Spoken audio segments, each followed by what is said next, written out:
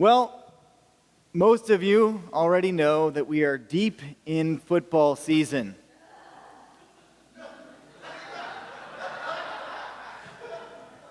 And I see you are all in agreement of how excited you are about that. Now, Marcy, for those of you who know me, reflects my sentiment on football season. Because for me, being someone who knows almost nothing about football and doesn't know there's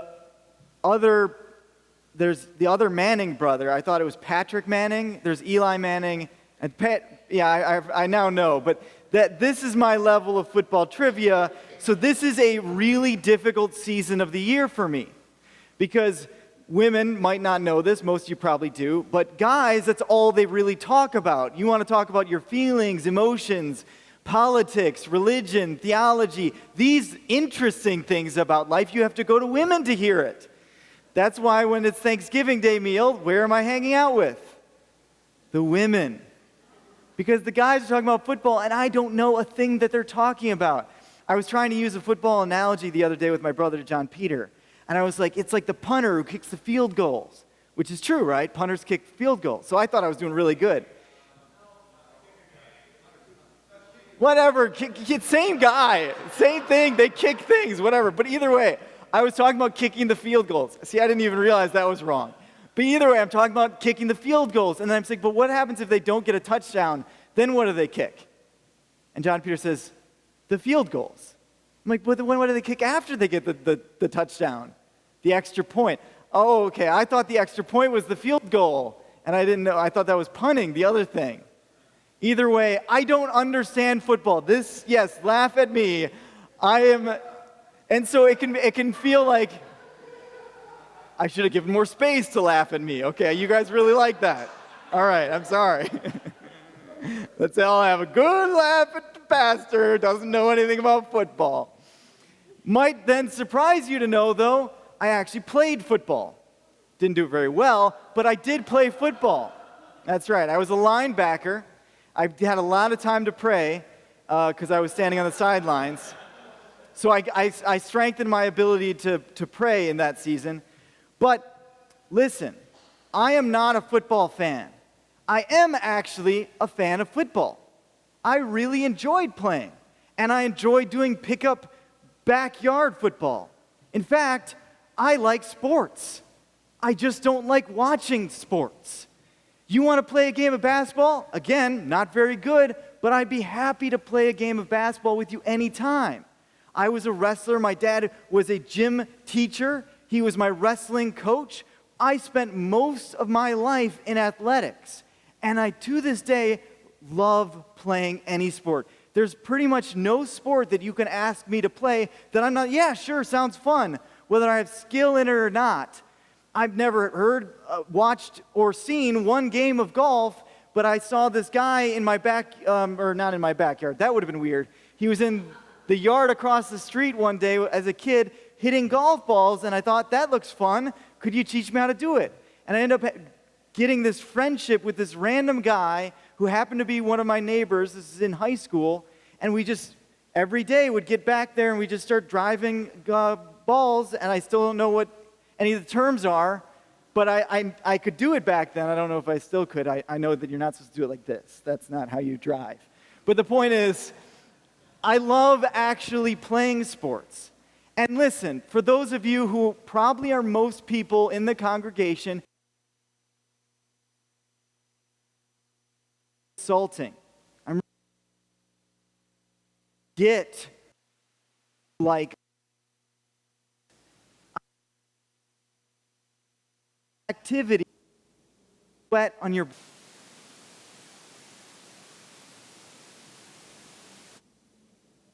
and becoming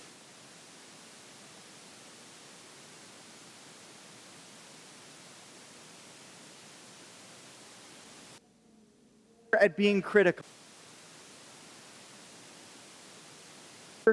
Basically, every single game of the entire season of the Pistons basketball team.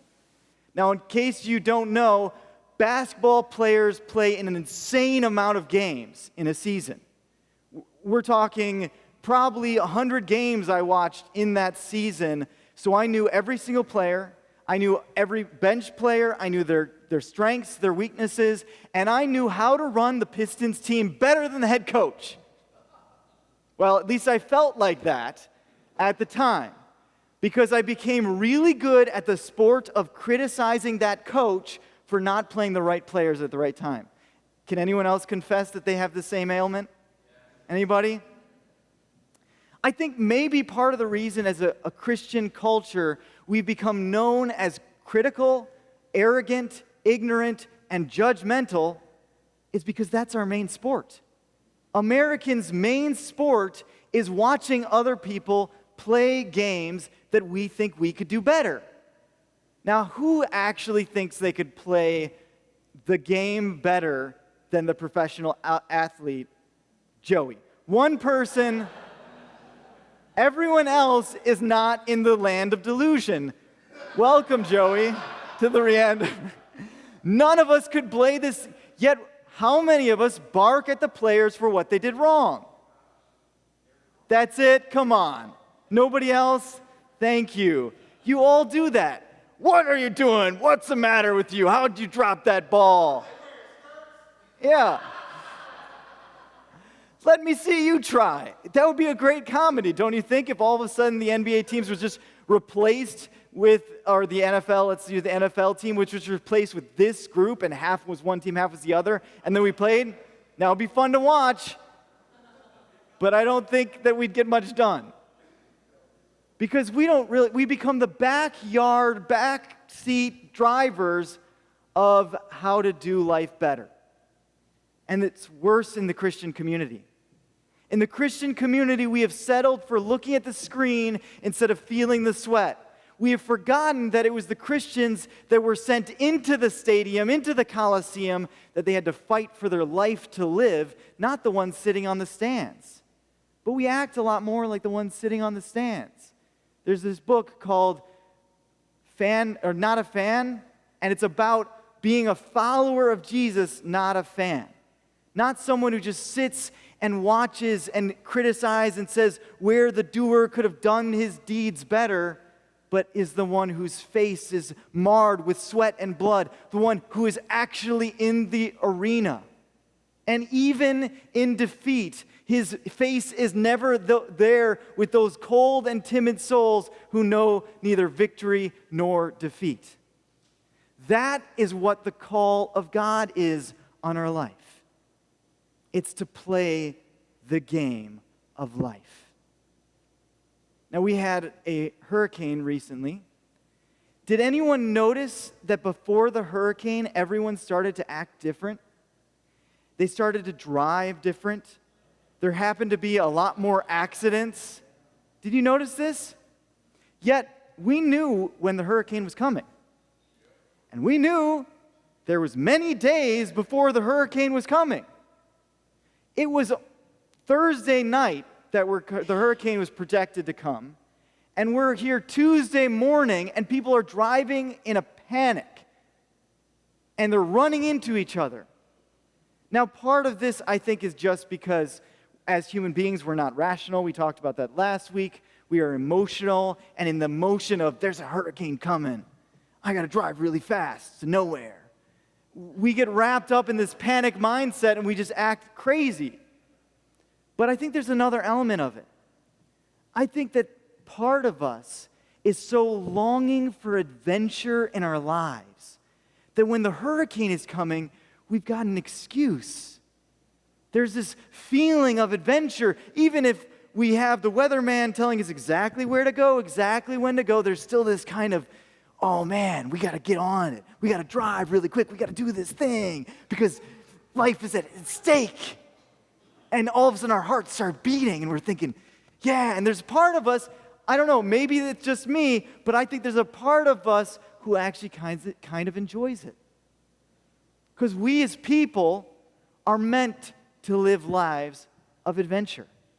We're not meant to sit on a couch and watch a screen all day. Nowhere in the history of society was that the predominant behavior of most citizens, except for today. And really, except for in America, we've got the crown of that. We're number one. Yay! Woohoo! Number one! Not at actually playing football. I might need that later. But not actually playing football or doing the thing, but at criticizing the thing and watching it. At seeing what other people are making mistakes at doing and correcting them for that. We're great at that. The problem is so few of us are going out and actually doing it. Now, we hope you are all comfortable here. Nice seats. But we don't want you to be so comfortable in them that you want to stay here and live in these seats. One of the things that we decided when we started this whole experiment, you could call it, of 923 community, is that we decided from the get-go that our thing was not about trying to do church best for you. You ever heard the quote, "Ask not what your country can do for you, but what you can do for your country"? That's the way that we look at church. Our offer to you is not, you can come, be entertained, and I hope you are entertained, but you can come, be entertained, leave, and never meet anyone. You can stay home and watch church online if that's what you want to do. We want you engaged. And we are offering you this. And this might be the most nauseating proposition you've ever heard, but we're offering friendship. Unfortunately with me, but we're offering you family. Unfortunately with us, it's the best we've got, but that's what we're offering you. We're saying we're taking the mask off, we're showing you who we really are, some guy who doesn't know anything about football, but would really like to know about you. Would really like to know who you are, what your passion is, what your dream is, what excites you, and what you most want to accomplish in your life. Also, what scares you, your regrets. Talk about all of those things. We want to hear it. We want to hear about your failures so we can point out the wrong thing that you've done later and use it against you. No, we want to hear about your failures so you can literally put it in the past and let it go. Because we don't think that you should live in your past mistakes. We think Jesus died for those and wants you to live in your future, which is in Him, if you're willing to follow Him. And we're all broken at doing this, but we're all at a journey to try to figure out what that means. Now, my title here at this church is Missionary Pastor, and I like that title. I think that's a good title. But it makes people think a lot about going off to Haiti or Africa, and those are great things, especially now in Haiti with everything that just happened with the hurricane that devastated them. That's a great and noble thing, but that's not really the vision for what we're doing here primarily. Primarily, this community is about this community. Not this community, but this community. Churches sometimes make their community far too small. They make it just about the people that sit in the pews next to them and not the people out in the cities, in the bars, in the coffee shops, out in the community of Vero Beach. But I think that's what our ministry needs to really be about. Now, we are a small group at this point, but the Lord says, do not despise small beginnings, because we never know what will happen when we each, on mission together, start answering the call of God in our lives. There's a pastor that I know some of you know, and I'm glad I waited till this moment to say it because John Peter just walked in, and he's about to do backflips. But there's a pastor that some of you might know the name of, some of you won't. But many of you have been influenced by his ministry without even knowing his name. The guy's name is Brian Houston. Brian Houston has a church in Australia, and I never even knew his name, but I knew the fruit of his ministry. The reason I knew the fruit of his ministry is because I listened to songs in church, and I listened to songs on the radio for the Christian radio station. And if I did either of those things, I've been influenced by Brian Houston without even knowing of it. He's not a songwriter, he's a pastor. But his church is called Hillsong. Anybody heard Hillsong before? It's okay if you haven't raised your hand, that's okay. But the point is, Hillsong, I didn't even know was a church. I was assuming Hillsong was just a recording label for Christian artists because I just heard their music. But I later found out that Hillsong is a church in Australia where the pastor's vision for the church was more than just his own reputation, but about making the dreams of other people come true. And he has this quote that says, sometimes we're so busy living our life that we don't live the unlived life within us. The unlived life within us, reaching the potential of what God could do with us if we decided to go out on mission with Him. If we decided to make our lives about following Jesus wherever He sends us individually. Now that means following your gifts, but sometimes that means, as Betty pointed out, doing it in such a way that you're way out of your comfort zone. And you're not even aware of this. I remember when I was having a conversation with Betty and saying, you would be a great welcomer, and she was going, huh? And I was like, yeah, you've got this wonderful, welcoming spirit about you. I feel welcomed every time I say hello to you. And that's not true of everyone. Not you guys are great.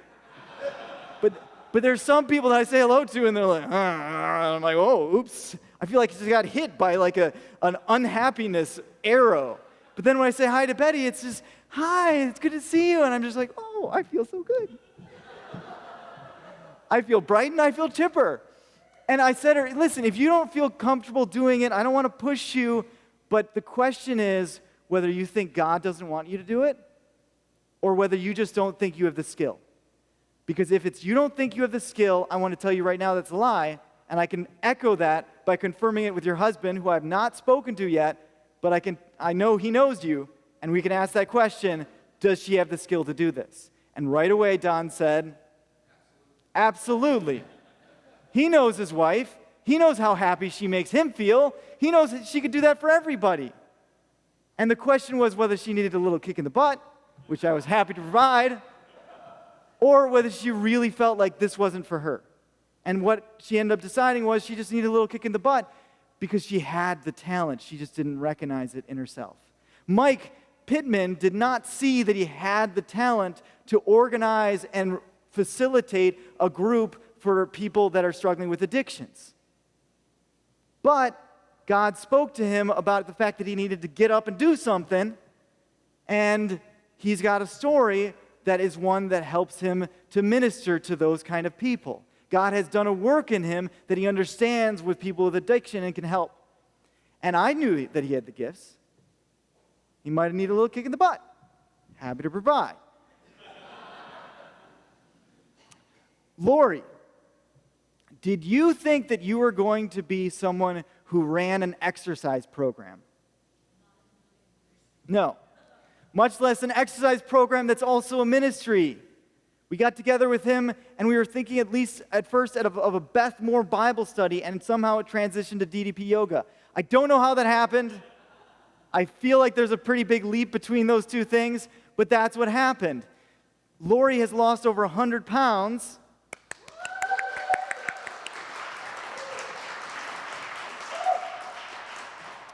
And she decided to start trying to give back. And next thing you knew, she had all these women that she was doing this yoga program with, and she wanted to make it a ministry.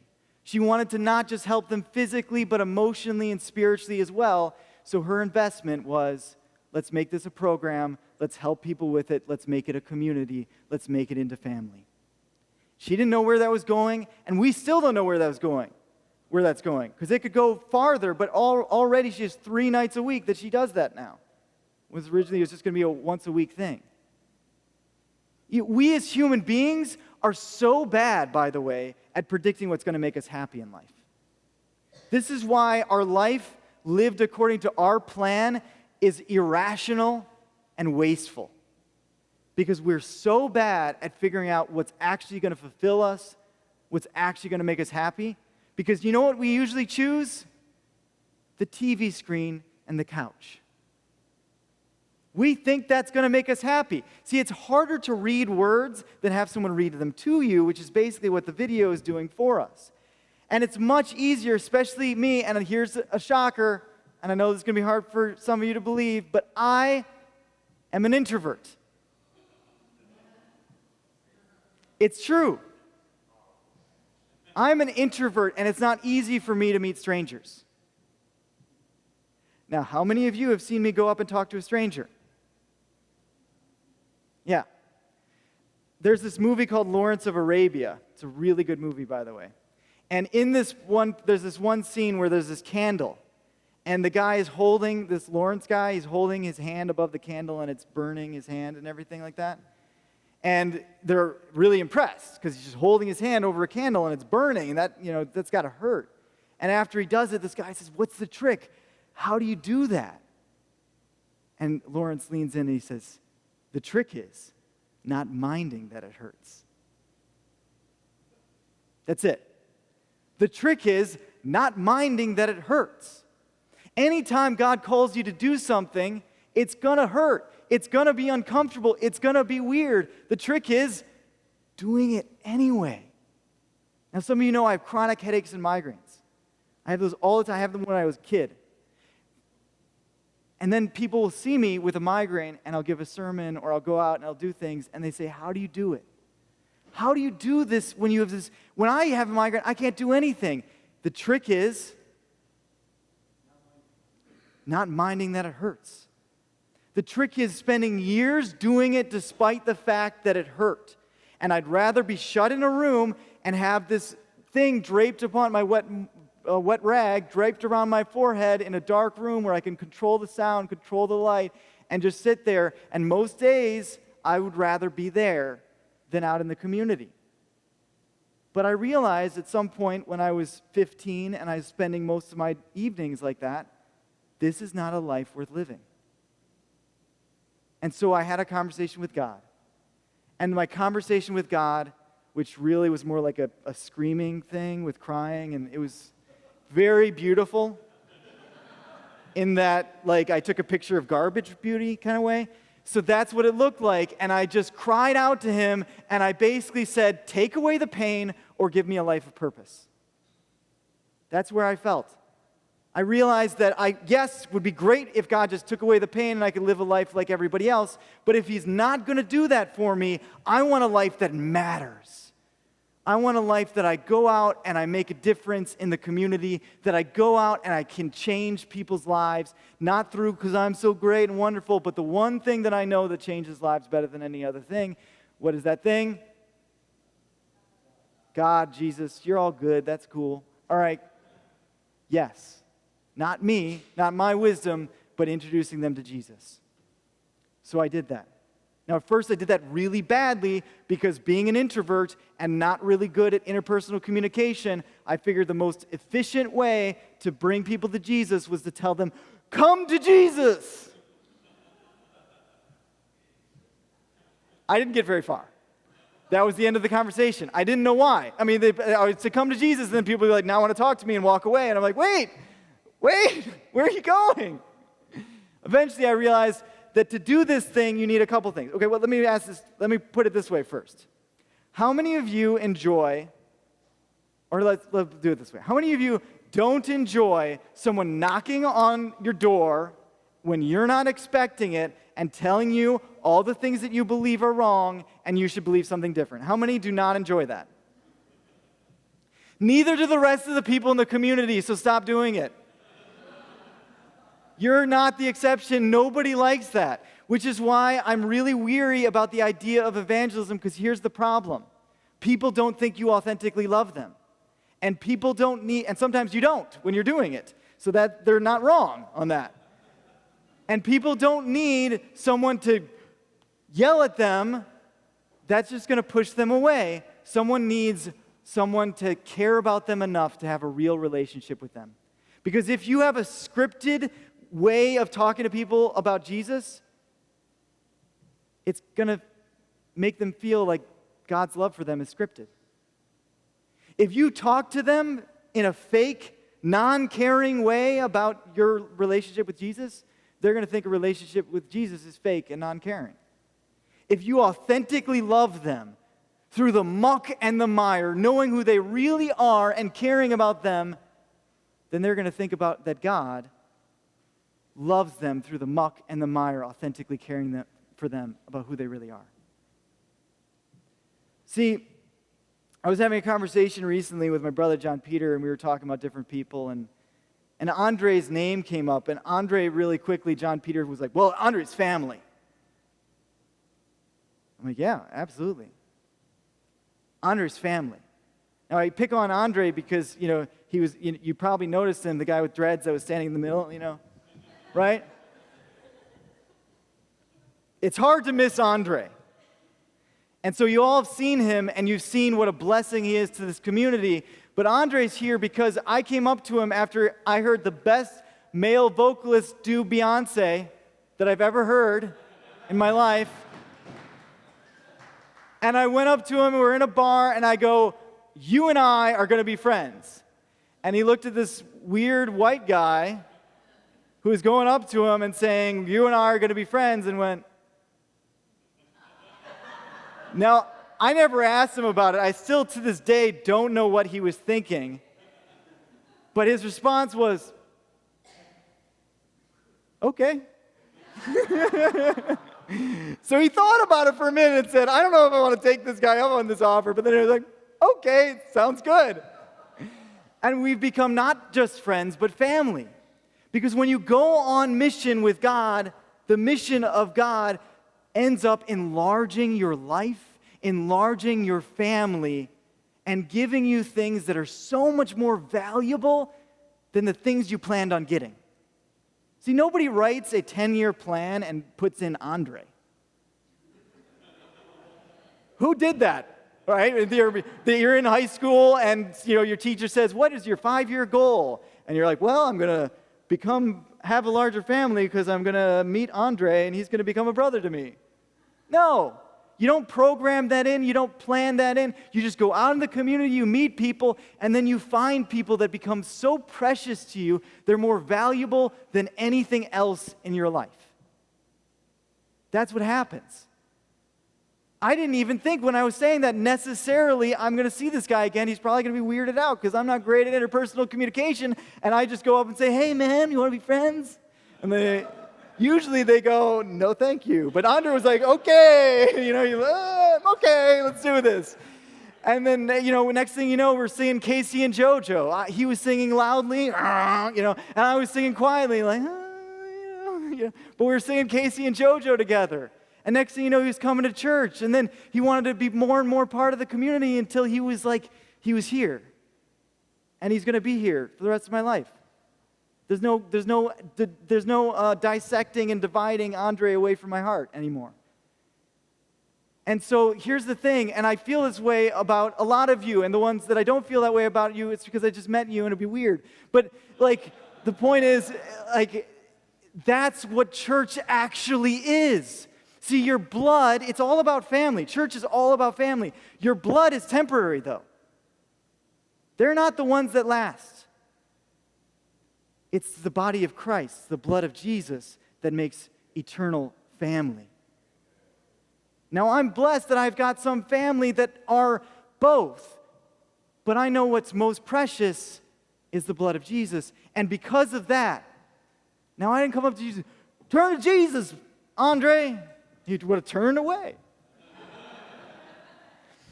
But I did love Andre. And the more I met him, the more I heard from him, and I listened, and I listened, and I listened, and partly it was to him singing, which was amazing, and it made my life more full. And then I was able to share with him. And that's awesome. And he was telling me about how, this is the most he's ever come to church in his life. And, and he was talking about how he feels about us, and he feels the same way, which is cool, because I can mention it now, and now he's not going to treat me awkward later when he's like, hey, man, I'm just not into you, right? But that's what this is about. Now, here's the thing. It takes going out and doing it.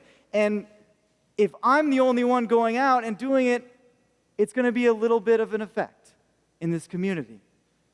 It's only if we all decide to go out and do it and to take little pieces. Now, you don't have to take my piece. Please don't take my piece. That's my piece. God all gave us different gifts, different abilities, different talents, different places. I would look very strange teaching that DDP yoga class. Who doesn't want to see that? I thought more of you, but okay, I guess I could teach a DDP yoga class. I'll wear those little tights, it'd be fun. Okay, no, it would be weird. I don't know anything about DDP yoga. I'm not gifted to do that. And I saw Betty, and she's good at that. I could see that. Brian Houston has a global effect, not because of his ability to preach, even though he's a preacher. He is a global ministry because of his ability to see the gifts and talents in other people and help them achieve their goals while following Jesus. And that's what I want for each and every one of you. I want to hear what excites you. And I want to help that dream come true. Whether it's teaching a yoga class, welcoming people, whatever its part, we want to be on missions together. Now, our verse today is about a rich ruler. Some of you can relate to him. Some of you really cannot. But that's okay. Okay, so this rich ruler, he made a value judgment.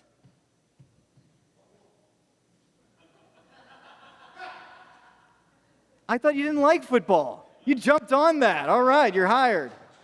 Do they hire people in football? No, it's probably recruited. I don't know. Either way, this rich ruler, he made a judgment decision. So he comes to Jesus and he says, I want to follow you, Jesus. Well, he really wants to get to heaven. But he finds out that it's through following Jesus. It's not just about doing the rules and regulations. It's about an authentic relationship with Jesus where you follow after him. That's what Christianity's about. All of this, by the way, is about relationships. It never stops being about relationships. The problem is, he had a bunch of stuff in his life. He had a bunch of things in his life. Now, I just made this, by the way. There's a better one for it, but I don't have it because someone threw it out. Whatever, it's okay. I'm not mad about it or anything. So then he's like, okay, and then Jesus is like, and I want you to follow me. And he's like, oh, no problem.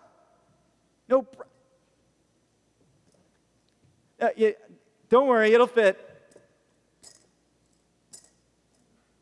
It's not fitting in his life. So Jesus says, this is the one thing you lack. Go and get rid of all this junk. It's the appropriate word that I can use on Sunday. To get rid of this junk and let me fill it with what matters most. Now, this verse is about money in some ways. And there's a lot of verses in the Bible, and we've been talking about those, about when you have the love of money, which is the root of all evil. But it's not like money can't exist in your life. In fact, it becomes really hard to follow Jesus if you're trying to have money not exist in your life because everything takes money. As a pastor said, money isn't important, it just rates up there with oxygen. And so we need those things. The problem is we just already filled the things with what we think mattered most first. And we made a value judgment that was a mistake. We made our plans first, and we left God's plans to last. We spent... Where'd my cup go? We spent all this time... Okay, so I'm making this up as I go. This stuff, these beads are watching football. Okay? These beads are everything we do watching a screen that don't actually add anything to our life, but just fill the time, allow us to relax. That's okay. Those things can exist in our life. Okay? I have stupid things that I watch too. It's okay. I'm stupid too. Then these are our career and the money that we own. These are things that we are convinced that are really important in our life, but don't actually make us happy. This is our relationship with God, and this is our relationship with others. Our relationship with God and our relationship with others is the center of everything and what matters most in our life. And if you notice, if we put that in first, and yes, I am having to squeeze a little bit, but if we put that in first, and then we put the money and the career, and then all the stuff goes right in and it fits.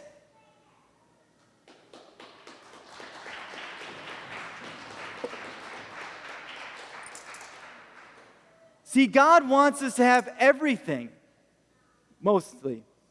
He just doesn't want us to seek first the selfish ambitions of your heart. No, what does He want us to seek first? Seek first the kingdom of God, the kingdom of heaven, and all things will be added unto you. Seek first God's vision for your life, God's mission, and what He wants to accomplish through you, and all things will be added unto you. All things. Including the things that you never even planned on because you couldn't see coming, like a brother in Andre. That all of a sudden your life is blessed with, that you just were like, bam, where did that come from? That's what God has for you. If you seek first the kingdom of heaven. Now, one thing that Mike always likes to point out, because Mike Pittman, the head of the Road to Recovery Ministry and the guy who runs all the AV thing in the back, you can see him. He's actually that in the back right now. He doesn't like you looking back, so don't look back. But he's in the back there. He's super high over you, but that's what he is even when he's standing on the same level. He's that tall. So that's just who Mike is. But Mike likes pointing out when I talk about this verse, we don't actually know that he didn't follow Jesus. We know that he went away sad. But he might have went away sad because he knew, I've got to get rid of a lot of stuff, and this is going to take a lot of work, and there's going to be a lot of heartache in getting rid of all this stuff. Because I will say to you that there's some things, and they might be financial things, there might be money that right now is lording over your life and not allowing you to be on mission with God. It might be other things. It might be hobbies. It might be habits. There's a lot of things that could be lording over you and not letting you go on mission in life. Focusing on the life that you're living instead of living the unlived life within you. The life that God has for you. And you might have to dump that out. And it's painful. The trick is not minding that it hurts. Now, the way that I not minded that it hurts with my migraines when I went out and talked to people, and still to this day, the same trick works for me of not minding that it hurts. When I go out and I'm exhausted and I'm in pain, but I go out and I start loving people, it's remembering the purpose, which is bigger than me. And when I have that vision for something that is bigger than me, more important than my feelings, it motivates me to go out. Every single time. It motivates me to make my heart bigger, to make you put a little bit more weight on those shoulders, to just one more play, one more down, to put with so my face is there with those who have tried greatly and even in defeat is not with those cold and timid souls that know neither victory nor defeat. Because I know that I fight not for me, but for my God, and my God never fails. So I might fail, and I might fall, and I might make mistakes, but I get up and I go out again. I hurt, and I'm in pain, and I'm tired, and I'm exhausted, but I go out again because my God is bigger than me. And He's in the ability to redeem souls, redeem people, and create new life. So He can do it with me, and He can do it with the people that I go and meet, and I build relationships with. And I just want you guys to not miss out. I don't want you to get to the end of your life and realize you had a lot of money, you had a lot of nice things, but you never went on mission with God. I don't want you to feel like I sat in the seats, I watched the screens, and I saw amazing thing happens, but I still don't know what it's like to have that sweat in my brow and see that person that's family to me now because I reached out to someone that I didn't know that was a stranger, and then they became my brother, my sister, my friend. And that they looked at me and they said, "You've changed my life. I can't imagine living this life without you." Because when you have that moment, you realize how much of the rest is trash in comparison. And I don't want to be the selfish pastor that makes that mission all about what I can do and who I can help. I want each of you to be able to taste it. Amen. Because the moment that you taste that you've changed a life for God, because you've reached out to someone, you'll realize that everything else tastes bland, because that's the sweetest taste in the world. When you've changed a life for God and you see them growing in their relationship with God and being more happy and loving, and there are people that were going to commit suicide, but then you were there and you got them through that season with God and pointing them to God, then everything else is like silly. And you're going to watch these football games, and yes, even you guys who love football so much are going to be like, "Dude, it's just a game." Because life is about a relationship with God. And God has called you all to go on mission with Him. Let's pray.